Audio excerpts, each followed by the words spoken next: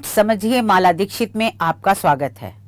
आज हम आपके साथ चर्चा करेंगे सुप्रीम कोर्ट के राज्यपालों के अधिकारों पर आए अहम फैसले की। इस फैसले में सुप्रीम कोर्ट ने विधेयकों पर मंजूरी देने के बारे में राज्यपाल की शक्तियां तय कर दी हैं। साफ कर दिया है कि राज्यपाल बिलों को अनिश्चित काल तक दबा के नहीं बैठ सकते। उन्हें विधानसभा से पास होकर आए बिलों पर तय समय में मंजूरी देनी होगी। सुप्रीम कोर्ट ने राज्यपालों को बता दिया है कि वे पॉकेट वीटो का कॉन्सेप्ट नहीं चलेगा। मंगलवार 8 अप्रैल 2025 को दिया गया सुप्रीम कोर्ट का यह फैसला ऐतिहासिक है, जिसमें बिलों की मंजूरी के बारे में भविष्य की रूपरेखा तय की गई है। अभी तक यही समझा जाता था कि विधानसभा से पारित होकर आए विधेयकों को राज्यपाल के मंजूरी देने के लिए संविधान में कोई समय सीमा तय नहीं है और इसलिए राज्यपाल को तय समय में निर्णय लेने के लिए नहीं कहा जा सकता। लेकिन इस फैसले में बता दिया गया है कि राज्यपाल को किसी भी बिल पर 1 महीने और 3 महीने में निर्णय लेना होगा या कार्यवाही करनी होगी। सुप्रीम कोर्ट ने यह फैसला तमिलनाडु के राज्यपाल RN रवि द्वारा विधेयकों को लंबे समय तक रोके रखने के खिलाफ तमिलनाडु सरकार द्वारा दाखिल की गई याचिका पर सुनाया है।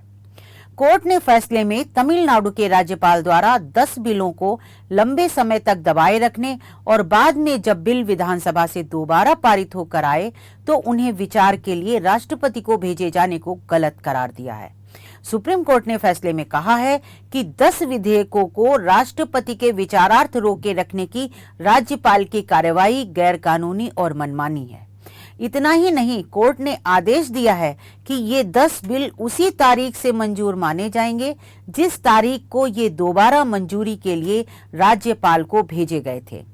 सुप्रीम कोर्ट ने यह आदेश संविधान के अनुच्छेद 142 के तहत सुप्रीम कोर्ट को प्राप्त विशेष शक्तियों का इस्तेमाल करते हुए दिए हैं। फैसले का यह भाग सबसे महत्वपूर्ण है क्योंकि यह पहला मौका है जबकि सुप्रीम कोर्ट ने या किसी भी अदालत ने सीधे विधेयकों को मंजूरी का आदेश दिया हो।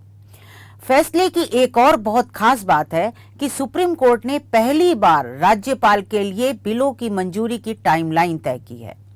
कोर्ट ने फैसले में कहा है कि संविधान के अनुच्छेद 200 में राज्यपालों के लिए बिलों की मंजूरी देने का विधानसभा से पारित होकर आए बिलों पर कार्रवाई करने के लिए कोई समय सीमा तय नहीं है।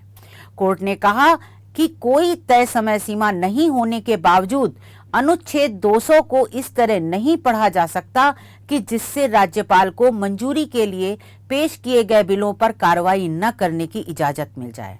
कोर्ट ने कहा कि इस तरह देरी होती है और राज्य में कानून बनाने की मशीनरी में बाधा उत्पन्न होती है।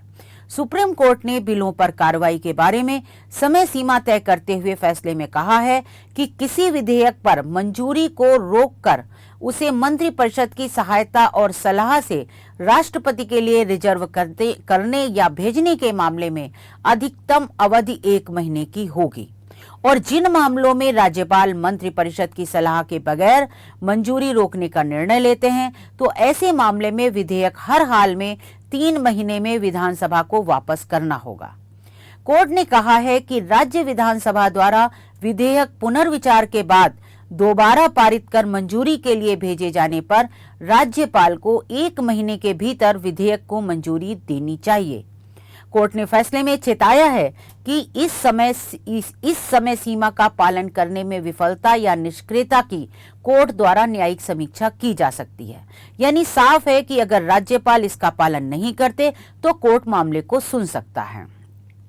कोर्ट ने ये बात इसलिए कही है क्योंकि राज्यपाल की ओर से कोर्ट में दलील दी गई थी कि संविधान के तहत कोई समय सीमा तय नहीं है और राज्यपाल के पास किसी भी बिल को मंजूर करने या ना मंजूर करने का विवेकाधिकार है और कोर्ट इसकी न्यायिक समीक्षा नहीं कर सकता है। तो सुप्रीम कोर्ट ने जजमेंट के इस पहलू में इस बात का जवाब दिया है।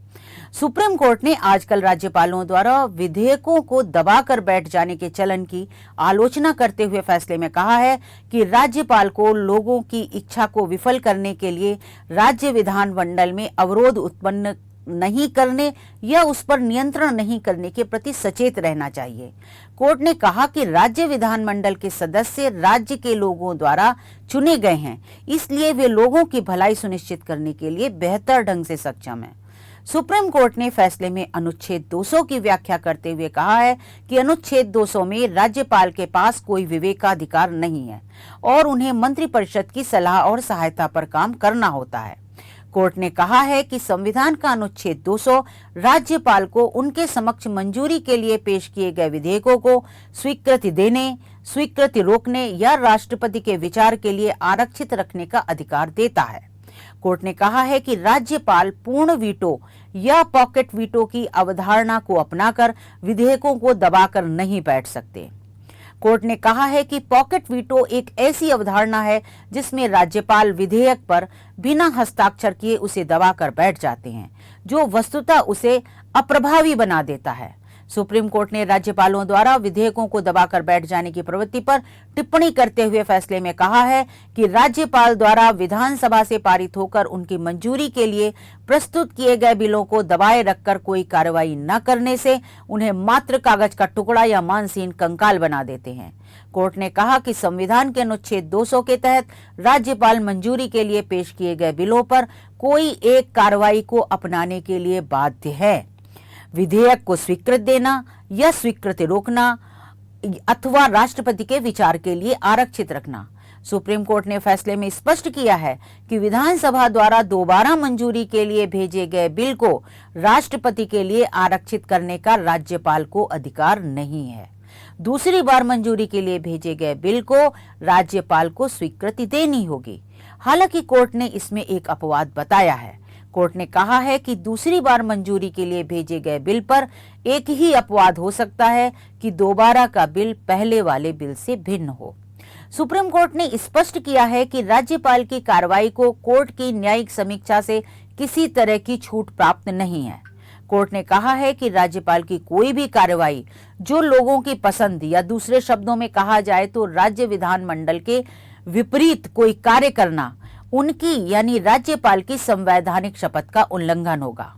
सुप्रीम कोर्ट ने राज्यपालों को नसीहत देते हुए फैसले में कहा है कि राज्यपाल को मित्र, दार्शनिक और मार्गदर्शक के रूप में अपनी भूमिका निष्पक्षता से निभानी चाहिए, राजनीतिक विचारों से निर्देशित नहीं होना चाहिए। कोर्ट ने कहा है कि संघर्ष के समय उन्हें आम सहमति और समाधान का अग्रदूत होना चाहिए। अपनी बुद्धिमत्ता और बुद्धि से राज्य मशीनरी के कामकाज को सुचारू बनाना चाहिए, इसे ठप नहीं करना चाहिए। उन्हें उत्प्रेरक होना चाहिए, अवरोधक नहीं। जिस मामले पर सुप्रीम कोर्ट का यह फैसला आया है, इसमें तमिलनाडु में विधानसभा से पारित विधेयकों को लेकर विवाद था। विधेयकों पर मंजूरी को लेकर राज्यपाल की चुप्पी पर राज्य सरकार ने सवाल उठाया था और कोर्ट से निर्देश देने की मांग की थी। इस मामले में काफी दिन तक विधेयकों को रोके रखने के बाद 13 नवंबर 2023 को तमिलनाडु के राज्यपाल ने घोषणा की कि वह 10 विधेयकों को मंजूरी नहीं दे रहे हैं, जिसके बाद विधानसभा ने एक विशेष सत्र बुलाकर 18 नवंबर 2023 को उन्हीं विधेयकों को फिर पारित किया। लेकिन राज्यपाल ने कुछ विधेयकों को राष्ट्रपति के विचार के लिए सुरक्षित रख लिया था, जिसे सुप्रीम कोर्ट ने फैसले में गलत ठहराया है। कोर्ट ने कहा है कि दोबारा विचार के लिए भेजे गए विधेयक को राज्यपाल को मंजूरी देनी होगी, वे उसे राष्ट्रपति के लिए आरक्षित नहीं रख सकते। सुप्रीम कोर्ट का यह फैसला वैसे तो तमिलनाडु के संबंध में आया है, लेकिन फैसले में राज्यपालों के अधिकारों और शक्तियों को लेकर व्यवस्था तय की गई है, जो पूरे देश पर समान रूप से लागू होती है। बिलों को पास करने को लेकर लगातार राज्यपालों और राज्य सरकारों के बीच विवाद चल रहे हैं। केरल का मामला भी सुप्रीम कोर्ट में लंबित है। पश्चिम बंगाल का केस भी सुप्रीम कोर्ट पहुंचा था। कोर्ट का फैसला भविष्य की रूपरेखा तय करने वाला राज्यपालों के लिए नसीहत पेश करता है। आज बस इतना ही। फिर कोई ऐसा ही महत्वपूर्ण फैसला आएगा तो मैं आपको उससे अवगत कराऊंगी। तब तक के लिए आज्ञा दीजिए। नमस्कार।